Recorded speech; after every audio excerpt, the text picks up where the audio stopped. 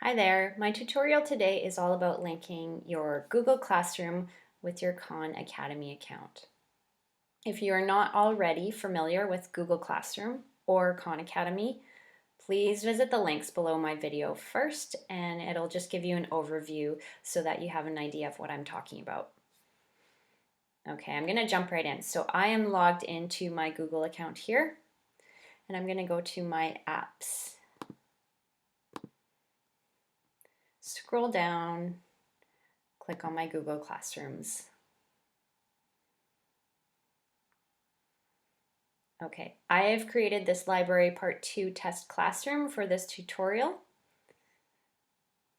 If you want to create or join a class, you just click this plus sign in the corner, create or join class, and you can create your own Google Classroom. Or if you would like to join mine as part of a beta tester, you can click join, and then it'll prompt you to enter my class code. Okay, so I've added some things on here as I've been playing around with it, but I'm going to show you how to link Khan Academy. So if you go to khanacademy.org, if you don't already have an account, you want to sign up with a teacher account. That way you can have classes and control your students' assignments. I already have signed up for an account, so I am going to log in. The important thing here is that you continue with Google, not your email or password, and that you use the same Google account that you have used to set up your Google Classroom.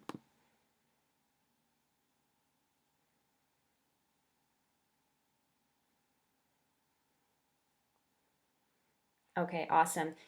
As a teacher, you have the ability to view the student dashboard or the teacher dashboard. So just to confirm, if you go to your name in the top right corner and scroll down, you can see Learner Home or Teacher Dashboard. So just make sure you are in the teacher dashboard. Okay, then these tabs on the left, you can see classes, and we're going to add a class.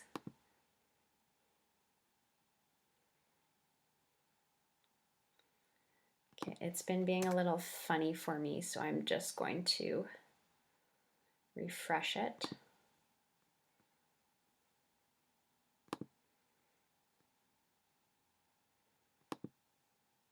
There we go. Sorry, it was blocking me at this bottom here, so I couldn't show you on my screen. So we're going to add a new class. You can make your own class and link it to Google Classroom later, or you can do it directly from this step. So we're going to click on Import Your Class from Google Classroom and connect to a Google Classroom account. Then it's going to let you select which class. I only have one, but you might have several. So just click on the one you want and then next.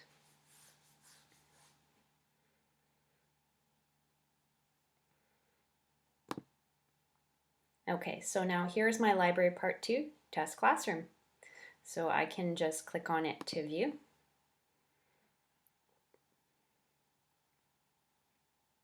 And you can see I have 3 students that have set up accounts on this classroom. Okay, awesome. So I'm going to show you how to create assignments and post them on your Google Classroom newsfeed. Now, one of the things that got me a little messed up was in this teacher dashboard. If you click under assignments and assign,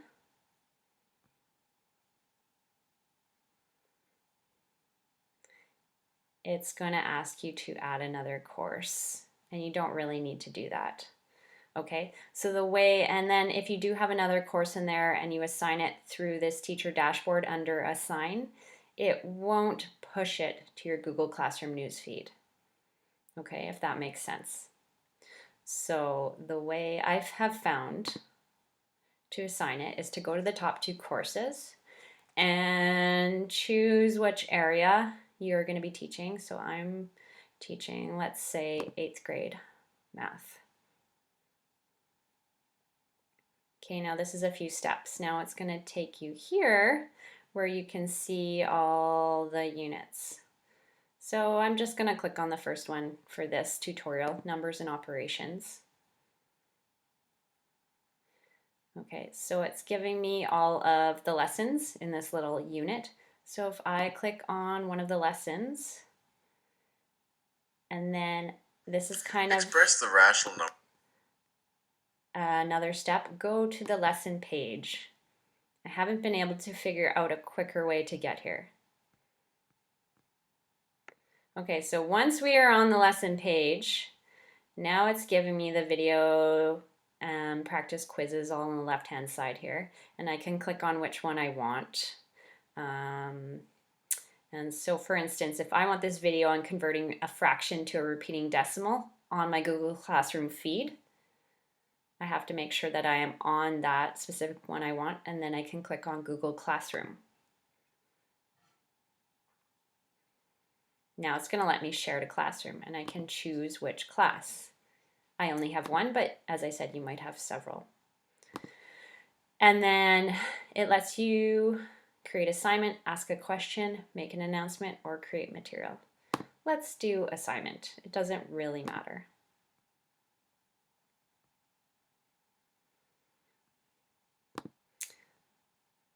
Let's make a due date just because I like due dates. And let's click assign.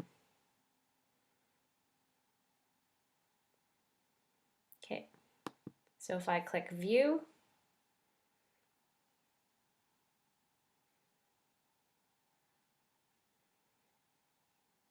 here is my new post. These are some of my old ones I was playing around with, but here Kristen Demchuk posted a new assignment, Khan Academy, converting a fraction to a repeating decimal. Okay, so when the student clicks on that, it's going to take them right to the Khan Academy video lesson and or quiz.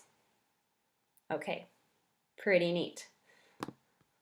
It is not totally seamless. If you go back to your Google Classroom, you can see a list of the assignments I've created through Khan Academy. And if you go into the people in your Google Classroom, let's do Bridget, for example. You can see she hasn't done this one because I just created it, but she did test out for me my ratio review, and it says that she's handed it in. So if I click on that, the only problem with that is no work has been attached unless she chooses to do a little extra write-up and attach it. Okay, so I cannot see her mark through Google Classroom. In order to view that progress, I'm going to have to go back into Khan Academy. So it's not totally seamless, but it is a way for students to just do their work through Google Classroom. So as a teacher, if I go back into Khan Academy, go to my name, go to Teacher Dashboard, and I click on my class.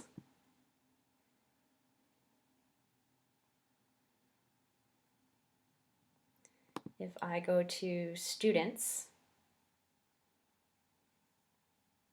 then I can go into Bridget again, and I can see her activity log. Now you can, if you want longer, you can change the drop-down menu.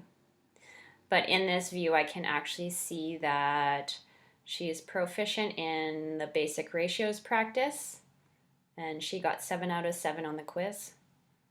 Spent a total of 2 minutes on this assignment.